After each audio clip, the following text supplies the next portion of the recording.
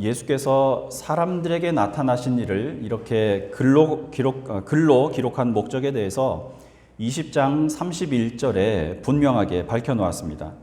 이 부분만 다시 한번 보겠습니다. 요한복음 20장 31절입니다. 오직 이것을 기록함은 너희로 예수께서 하나님의 아들 그리스도이심을 믿게 하려 함이요 또 너희로 믿고 그 이름을 힘입어 생명을 얻게 하려 함이니라. 이렇게 20장까지 부활을 글로 남긴 이유까지 모두 다 드러냈기 때문에 요한은 21장에서 예수께서 부활하신 내용에 대해서는 전혀 다루지 않습니다. 그렇기 때문에 우리 21장을 읽을 때는 조금 다른 관점으로 접근해야 이해하기가 쉽습니다. 복음서마다 기록된 목적이나 대상이 조금씩 차이가 있다고 말씀을 드렸습니다. 그 중에서도 요한은 예수께서 하나님의 아들이시다라는 점을 가장 강조하고 있습니다. 그래서 예수께서 행하신 수많은 일들 중에서 기록 목적에 맞는 것들만 선별해서 기록을 해놓은 거지요. 21장은 20장까지의 내용을 다 기록한 후에 따로 덧붙인 요한복음의 후기 또는 부록 이렇게 말씀드릴 수가 있겠습니다. 예수님의 부활은 이미 많은 사람들에게 나타나셨기 때문에 더 이상 입증할 필요가 없었던 거죠. 복음서 전체 기록들을 모아보면 무덤에서부터 승천하실 때까지 한 10번 정도 나타나신 걸로 되어 있습니다. 요한은 부활하신 예수님을 직접 보지 못한 초대교회 성도들에게 예수님에 대한 어떤 자세를 가져야 하는지를 20장에서 이미 밝혀놓았습니다. 여러분, 예수께서 말씀하신 대로 이미 부활하셨습니다. 이렇게 많은 사람들에게 나타나셨던 일을 한번 들어보십시오. 우리는 직접 보았고 만남으로 이렇게 믿게 되었지만 그걸 보지 못하고 믿는 사람들이야말로 복됩니다. 이런 말씀까지 우리에게 해주셨습니다. 여러분들이야말로 눈과 손으로 경험하지는 못하겠지만 보지 않고도 믿는 그런 복된 사람들이 되기를 바랍니다. 라는 메시지를 전해준 거죠. 그런데 요한은 이 성경을 읽는 독자들이 예수님이 정말 살아나셨구나. 역시 하나님의 아들이셨어. 내가 그걸 몰라봤다니. 이렇게 감탄하거나 놀라는 일에 대해서는 전혀 관심을 두지 않습니다. 오히려 독자들을 향해서 여러분은 놀라거나 마음에 감동이 오는 정도의 수준에서 멈추지 마십시오. 거기서 한 걸음 더 나가셔야 됩니다. 라는 메시지까지 던지고 있는 겁니다. 여러분, 부활이란 정말 놀랍고 좋은 소식입니다. 그러나 예수께서 부활하신 목적은 여러분을 놀라게 하는 데 있지 않습니다. 라고 말하면서 마지막 책장을 21장을 이렇게 펼쳐서 보여주고 있는 거죠. 자신이 쓴 복음서 제일 뒤에 초대교회 성도들을 위한 깜짝 선물 하나를 숨겨놓은 겁니다. 요한이 주고 싶었던 그 마지막 선물이 무엇이었을까? 이제 본문 속으로 들어가서 그 선물의 포장지를 한번 살짝 뜯어보겠습니다. 제자들과 도마에게 나타나신 후에 시간이 얼마나 지났는지는 모르겠습니다. 오늘 배경은 갈릴리 디베랴 해변입니다. 이 디베랴라는 곳은 AD 20년에 헤롯 안티파스가 로마 황제였던 티베리우스를 기념해서 지은 도시인데요. 헤롯 안티파스는 잘 아실 겁니다. 세례 요한을 참수했던 인물이었죠. 디베랴가 갈릴리 지역의 수도였기 때문에 디베랴 쪽에서 보기에는 이 갈릴리 호수를 디베랴 호수 이렇게 부르는 경우가 많았습니다. 이 갈릴리 호수는 그 생긴 모양이 하프 같다고 해서 하프라는 뜻의 긴네렛 호수 이렇게 불리기도 했지요. 여기에 제자들이 모여 있었습니다. 대부분이 어부 출신이니까 다들 고향으로 돌아간 상황인 것 같습니다. 그런데 좀 이상하지요. 죽었다가 다시 살아난 스승을 만나서 귀신이네 유령이네 하면서 그토록 엄청난 일을 겪은 이들이 왜 다들 뿔뿔이 흩어져서 고향으로 되돌아가 버렸을까? 생계를 위해서 그랬는지 아니면 예수께서 돌아가시기 전에 생전에 내가 갈릴리로 갈 것이니 그곳에서 나를 다시 만날 수 있을 것이다 라는 말씀이 생각나서 갔는지는 알 수 없습니다. 어쨌든 디베랴 호숫가에 베드로, 도마, 그리고 나다나엘, 세베대의 아들 둘, 그리고 다른 제자 둘, 이렇게 7명이 함께 모여 앉아 있습니다. 뭘 하고 있었을까요? 아마 앞으로 어떻게 해야 될지를 고민하고 있었던 것 같습니다. 한참 얘기를 나누다가 베드로가 먼저 이렇게 얘기하죠. 에이, 고기나 잡으러 가야겠다. 그러니까 다른 사람들도 말합니다. 그래, 우리도 고기나 잡으러 가야겠어. 같이 갑시다. 바다에서 잔뼈가 굵은 어부들이 그날 밤이 새도록 그물을 던졌습니다. 갈릴리 바다에서는 보통 밤에 고기가 많이 잡힌다고 그러는데 이날은 웬일인지 아무런 소득이 없었습니다. 3절입니다. 그들이 우리도 함께 가겠다 하고 나가서 배에 올랐으나 그날 밤에 아무것도 잡지 못하였더니 빈손으로 날이 셀 때쯤 해변으로 돌아오고 있는데 어떤 낯선 사람 하나가 해변에 서 있는 겁니다. 부활하신 예수님이셨는데 아직 어두워서 그랬는지 아니면 거리가 멀어서 그랬는지 예수님을 알아보지 못하지요. 그때 예수께서 배 위에 있는 제자들에게 이런 도전적인 질문을 하나 던지십니다. 얘들아, 너희에게 고기가 있느냐? 얘들아라고 번역된 표현은요, 파이디아입니다. 이 말은 원래 부모가 자녀에게 자녀를 부를 때 쓰이는 호칭입니다. 성경에는 하나님의 자녀로서 아주 귀하고 다정하게 부르는 호칭이기도 했습니다. 그 뒷말도 우리말은 너희에게 고기가 있느냐? 이렇게 되어 있지만 원문을 보면 부정적인 대답을 기대하는 부정의문문입니다. 너희들 고기 한 마리도 못 잡았지? 제자들이 고기를 못 잡았다는 것을 이미 알고 계시는 거죠. 그래서 이 부분을 조금 의역해 보면 이렇습니다. 오늘 본문 5절과 6절인데요. 어이 아들들, 너희들 고기라곤 한 마리도 못 잡았지? 그럼 배 오른쪽에다 그물을 한번 내려봐. 그러면 고기들이 좀 잡힐 거야. 자, 배 위에서 생활하는 노련한 어부들이 땅 위에 있는 낯선 사람의 조언을 받아들이기가 쉽지는 않았을 겁니다. 더구나 밤새 그물질에 지쳐있는 상태였을 테니까요. 그런데 아마도 예수님의 말투에는 뭔가 확신을 불어넣는 그런 힘이 있었나 봅니다. 제자들은 그분이 알려주신 대로 그물을 던졌고 많은 고기를 잡을 수 있게 되었습니다. 바로 그때 예수께서 사랑하시던 한 제자가 베드로에게 말하죠. 이봐, 저분 주님이셔. 예수께서 사랑하시는 그 제자라는 표현은 보통 요한을 가리킵니다. 신앙도 그 성향이 참 다양하지요. 이 순간이 요한에게는 예수님을 알아본 깨달음의 시간이 되었고요. 베드로에게는 즉각적인 행동을 불러일으키는 계기가 됩니다. 그 말을 듣자마자 베드로는 겉옷을 두르고 배에서 뛰어내리죠. 거리를 보면 해변과 배 사이의 거리가 한 100m 정도 됐다 그럽니다. 성경에서는 밤이라는 시간을요, 어두움 또는 하나님의 은혜가 없는 죽음이나 다름없는 상태를 상징할 때가 많습니다. 거기에 바다라는 것도 고대 근동 사람들에게는 깊은 죽음이 도사리고 있는 곳, 아니면 거대 괴물이나 악한 존재들이 바닥에 또아리를 틀고 있는 곳이라고 막연한 공포의 대상으로 여기고 있던 곳이었습니다. 성경에도 보통 하나님을 대적하는 리워야단이라고 그러죠. 그런 거대 뱀이 바로 바닷속에 살고 있다, 이렇게 묘사되어 있습니다.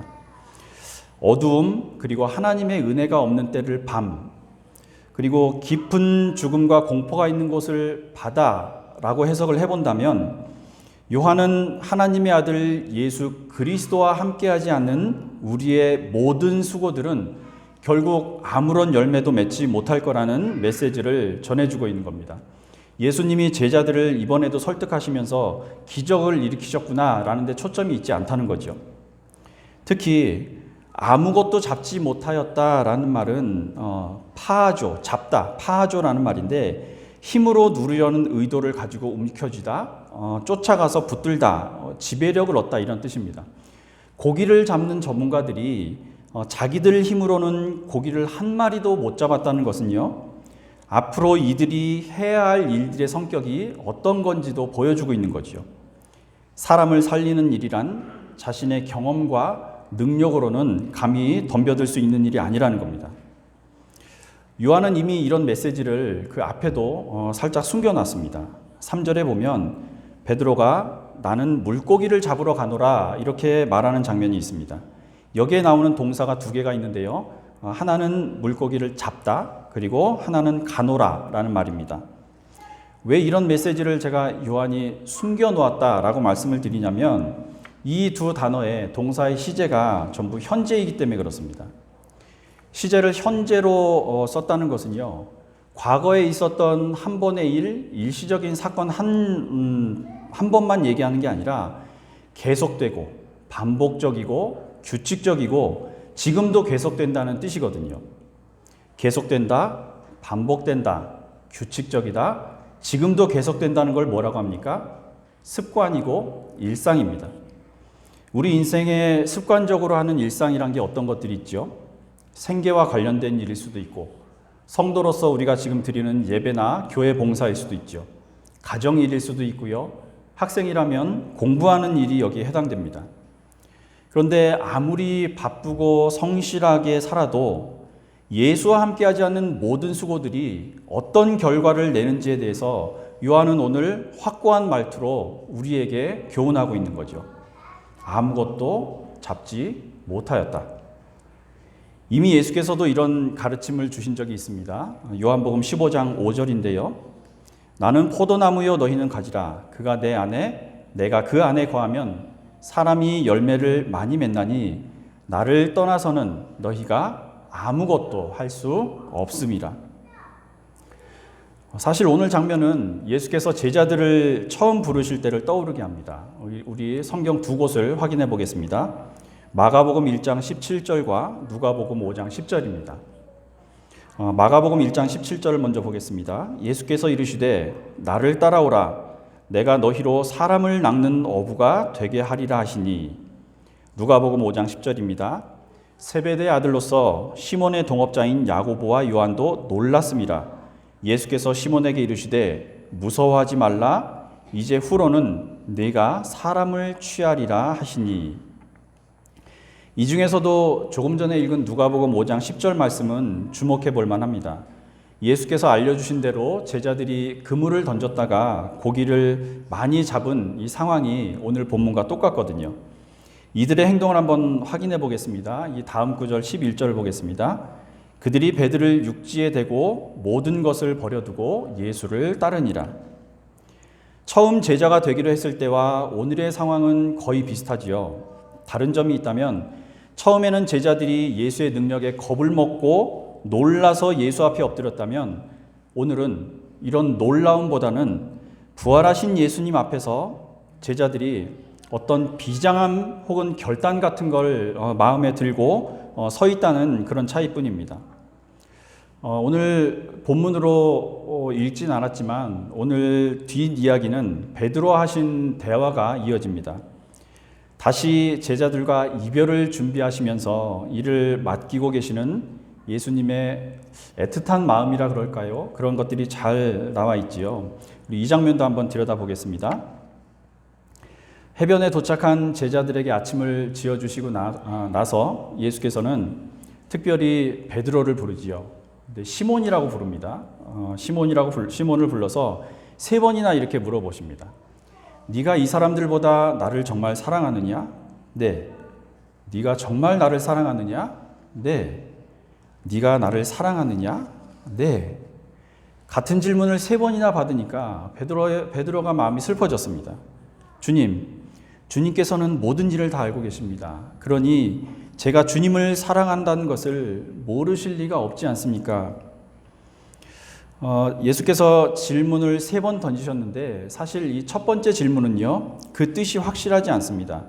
오늘 성경을 자세히 보시면 네가 이 사람들보다 라고 번역이 되어 있을 텐데 그 부분을 자세히 보시면 성경 아래쪽에 이 부분이 작은 글씨로 일 또는 이것들보다 라고 별도의 주석이 붙어 있는 걸 확인하실 수 있을 겁니다. 이 사람들보다 나를 더 사랑하느냐 라는 말을 이것들보다 나를 더 사랑하느냐 이렇게 바꾸어도 상관이 없다는 얘기인데 이 둘은 완전히 다르지요. 왜 이런 일이 생겼냐면 이 사람들보다 라고 번역된 부분의 원문은요, 투톤이라는 단어인데 이 말은 사람에게도 쓰이고 사물에도 쓰이는 말이기 때문에 그렇습니다. 그래서 영어 성경에도 more than these라고만 번역해 놓았거든요. 이 투톤이란 말이 예수께서 다른 제자들을 가리켜서 하신 말씀인지 아니면 주변에 있던 배나 이런 그물 같은 어구들을 보고 하신 말씀인지 정확하지가 않습니다. 그래서 학자들은 이 질문을 보통 세 가지 정도로 해석을 하는데, 첫째, 시몬아, 너 말고 다른 제자들도 나를 사랑하고 있지 않느냐? 저 사람들보다, 그 다른 동료들보다 네가 나를 더 사랑한다고 말할 수 있느냐? 둘째, 시몬아, 네가 더 사랑하는 게 누구냐? 옆에 있는 너의 동료들이냐? 아니면 나냐? 세 번째, 시몬아, 너는 직업이 어부다. 네가 정말 사랑하는 게 고기 잡을 때 사용하는 저 배와 물건들이냐? 아니면 나냐? 자, 어떤 해석이든 틀린 해석은 아닙니다. 질문의 요지는 네가 나를 사랑하느냐라는 것에 있거든요. 그리고 평소에 베드로가 예수께 했던 말들을 보면 왜 예수께서 굳이 이렇게 매몰차게 베드로에게 질문을 하셨는지 알 수 있습니다. 우리 마가복음 14장 29절과 30절을 한번 보겠습니다. 네, 베드로가 여짜오되 다 버릴지라도 나는 그리하지 않겠나이다. 예수께서 이르시되 내가 진실로 내게 이르노니 오늘 이 밤 닭이 2번 울기 전에 네가 3번 나를 부인하리라. 이전에 베드로는요, 자신의 충성심이 더 뛰어나다는 것을 증명해 보이기 위해서 늘 다른 제자들과 비교하는 화법을 즐겨 썼습니다. 그래서 예수께서도 예전에 베드로가 말하던 이런 비슷한 방법으로 깨우침을 주고 계시는 거죠. 너 전에 다른 동료들하고 비교하는 말 많이 했잖아. 지금도 그러하냐? 스승의 질문을 받은 베드로는요, 너무나 참담하고 부끄러웠을 겁니다. 제자들 중에서도 가룟 유다를 제외하면 제일 심하게 배신한 게 자기였기 때문이죠. 그래도 그걸 참고 인내하면서 다시 고백합니다. 네, 제가 주님을 사랑합니다. 베드로가 예수님을 대하는 태도는 분명 달라졌습니다. 뭐가 달라졌는지 느껴지시지요? 다른 어떤 제자들보다 내가 충성스럽다고 자랑하던 베드로는 오늘 이 질문을 주고받고 있는 장면에서만큼은 주위 사람들을 전혀 고려하지 않고 있습니다. 오로지 자기와 예수님 이렇게 둘만의 관계에만 집중하고 대답하고 있거든요. 다른 사람들과 비교해 가면서 우쭐하던 베드로의 마음이 완전히 바뀐 거지요. 예전에 당연히 제가 저 사람들보다 낫습니다 하던 생각이 이제는 오직 스승이신 예수님과 자기의 관계만 생각하게 된 겁니다. 이게 뭘 의미하냐면요, 베드로의 신앙이 이제 주님께서 주신 사명을 감당할 수 있을 만큼 그 신앙이 한 단계 더 성숙했다는 증거인 거거든요. 그걸 확인하신 예수께서는 이번에 이런 부탁을 하시죠. 그래, 그러면 내 어린 양을 잘 돌봐라. 잘 먹이고 보살펴다오. 나를 사랑한다면 내 자녀들을 돌봐야 한다라는 겁니다. 오늘 제자들과 예수님 만남, 특히 베드로와 나누신 대화는요, 우리가 부활하신 예수님을 만났다고 모든 게 해결되는 게 아니라는 걸 보여줍니다. 아무리 예수님을 알게 되었다고 해도 마음과 생활에 여전히 실패했던 경험이나 죄나 열등감 같은 걸 마음속에 박아두고 있는 상태로는 우리에게 새롭게 맡겨주시는 사명을 감당할 수 없다는 뜻인 거죠. 그래서 예수님도 이 점에 대해서만큼은 베드로에게 3번이나 집요하게 묻고 계시는 겁니다. 뒤집어서 말하면 우리의 실패가 아무리 베드로처럼 깊고 상황은 절망적이고 참담하고 수치스러운 기억이 뿌리 깊게 박혀 있다고 해도 여전히 그분은 우리를 용서해 주신다는 것, 그리고 다시 새로운 마음을 불어넣어 주셔서 의미 있는 일에 우리를 사용해 주시겠다는 약속인 겁니다. 그래서 묻고 또 물으시는 거죠. 유승아, 너 나를 사랑하니? 네, 주님 저 사랑합니다. 너 진짜 나를 사랑하니? 아, 네, 당연하지요. 저 모태신앙인 거 다 아시잖아요. 네가 가진 어떤 것들보다 나를 더 사랑할 수 있니? 네.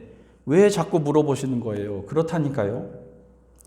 대답을 하면 할수록 부끄러움에 얼굴을 들 수 없을 때도 많지만 그래도 또 주님과 1대1로 대면하는 자리로 나가야 되는 게 신앙인이라는 거죠.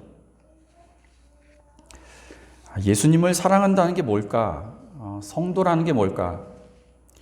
오늘 저는 제자들과 예수님과의 만남을 통해서 두 가지 말씀을 드렸습니다. 더 여유 있게 살기 위해서, 가족들을 부양하고 돌보기 위해서, 또는 내 꿈을 반드시 이루기 위해서 이런 여러 가지 많은 이유로 우리는 기꺼이 우리 시간을 들이고 수고와 희생과 헌신을 감내하면서 살아가지요. 그러나 해변에 계신 예수께서 그래 얘들아 고기는 좀 잡았느냐? 라고 물으셨던 것처럼 성경은 끊임없이 우리에게 예수와 동행하지 않는 수고와 노력과 희생이 무슨 유익이 있으며 열매를 맺겠느냐고 묻고 있는 거죠. 그리고 부활하신 주님을 만나는 것으로는 족하지 않다면서 베드로처럼 실패하고 낙심하고 절망했던 수치스럽거나 부끄러운 과거들이 있다 해도 떨쳐내버리고 돌이켜야 된다. 그리고 진정 나를 사랑한다면 자녀, 부모, 이웃의 필요를 채워주며 돌봐주는 사람이 되라. 이렇게 요구하고 계시는 겁니다. 오늘 우리는 요한이 초대교회 성도들에게 남긴 마지막 선물을 잠깐 들여다보았습니다. 성경을 우리 작은 머리로 어떻게 다 이해할 수 있겠습니까? 그러나 오늘 이 요한이 남긴 선물의 포장지를 뜯다 보니까 여러분의 인생을 예수님과 동행하십시오. 그리고 예수를 만난 데서 그치지 말고 주님의 어린 양들, 이웃을 잘 돌보고 먹이는 행동하는 신앙인이 되십시오. 라는 쪽지 하나가 저와 여러분 앞에 이렇게 떨어진 겁니다. 양을 돌보고 먹이는 일, 자녀나 부모나 이웃을 돌보는 신앙인이 된다는 것은요, 예수님께서 보여주신 것처럼 십자가의 길입니다. 죽음으로 이어지는 길이죠. 그러나 그리스도와 함께 걷는 십자가의 길과 죽음이란 반드시 그 너머에 영원한 생명으로, 부활로 우리를 이끌어주는 길이기도 합니다. 오늘은 어버이 주일입니다. 이번 한 주는 우리를 이 땅에 있게 해주신 육신의 부모님들께 하나님을 섬기듯 할 수 있는 모든 정성과 효도를 다하시는 좋은 자녀들로 사시기를 바랍니다. 거기에 날이 갈수록 인간의 탐욕 때문에 자꾸만 떨어져가는 우리 하늘 아버지의 명예도 우리의 이런 좋은 신앙인의 행실로 그 아버지의 명예도 잘 지켜드리는 좋은 하늘의 자녀로 살아가는 저와 여러분들 되시기를 마음 다해 축원합니다. 좋은 가정을 이루기 위한 교훈이 에베소서 6장 1절에서 3절에 나와 있습니다. 우리 이 부분 함께 읽고 마치겠습니다. 공동번역본입니다. 에베소서 6장 1절에서 3절입니다. 우리 함께 읽겠습니다. 자녀된 사람들은 부모에게 순종하십시오. 이것이 주님을 믿는 사람으로서 마땅히 해야 할 일입니다. 내 부모를 공경하여라 하신 계명은 약속이 붙어 있는 첫째 계명입니다. 그 약속은 계명을 잘 지키는 사람은 땅에서 오래 살리라는 것입니다. 아멘. 우리 이런 가정 되시는 복을 누리시기 바랍니다. 우리 준비된 자료를 보고 공동기도 드리겠습니다.